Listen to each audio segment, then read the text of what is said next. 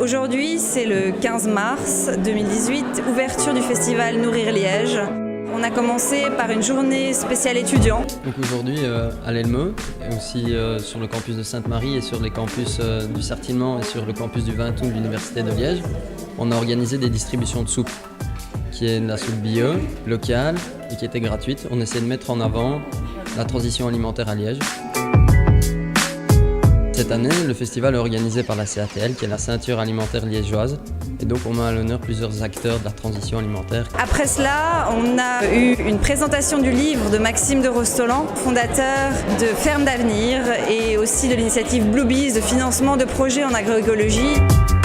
On a eu toute une séance de formation sur l'agriculture, donc la transition arrive dans les écoles. Que faisions-nous aujourd'hui? Bien, on présentait l'enseignement agricole, agronomique au sens large, depuis l'enseignement secondaire jusqu'à l'enseignement supérieur, type court, type long et universitaire. Et notre objectif était de vous montrer, au public comment l'enseignement agronomique est en train de s'adapter et de faire sa transition. Eh bien, on a complètement changé la façon de voir les choses.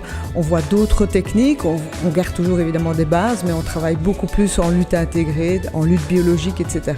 L'enseignement agricole, souvent, je pense, est perçu comme un enseignement très traditionnel, alors que justement, moi je sens, parce que je suis dedans depuis très longtemps, et je sens clairement qu'il est vraiment en train de changer, et donc je veux rassurer les gens, le public, ceux qui ne sont pas au courant de ce qu'on fait ne doivent pas s'inquiéter.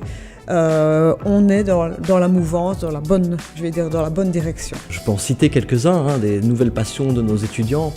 Et donc le petit élevage, le maraîchage, l'agroforesterie, ils nous parlent de permaculture, ils nous parlent évidemment d'agriculture biologique, ils parlent de circuits courts, ils nous parlent d'agriculture de conservation des sols, donc c'est des techniques de production où on essaie de limiter, voire d'arrêter de labourer les terres.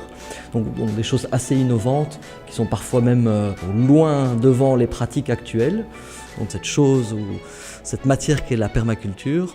Et donc oui, on a parfois l'intégrer, en parler. Et il y a notamment la Haute École de la province de Liège qui a carrément intégré un cursus et un certificat en permaculture dans leurs cours.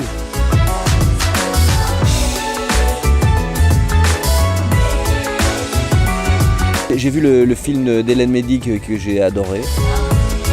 Une aventure comme Nourrir Liège, moi me bluffe parce que c'est très difficile de remplir des salles, même au cinéma avec Tom Cruise. Alors la remplir en plus avec des sujets comme ceux-là, c'est assez rassurant sur notre avenir en fait, parce que les gens s'intéressent à ça et puissent venir écouter pendant 1h30 parler d'agriculture et de comment sauver le monde. Le film donc d'Hélène dont on parlait s'appelle « On a 20 ans pour sauver le monde ». C'est beau de voir que ça, c'est des sujets qui intéressent. Je vais essayer de combiner parce qu'on a dit deux bien bio, sec.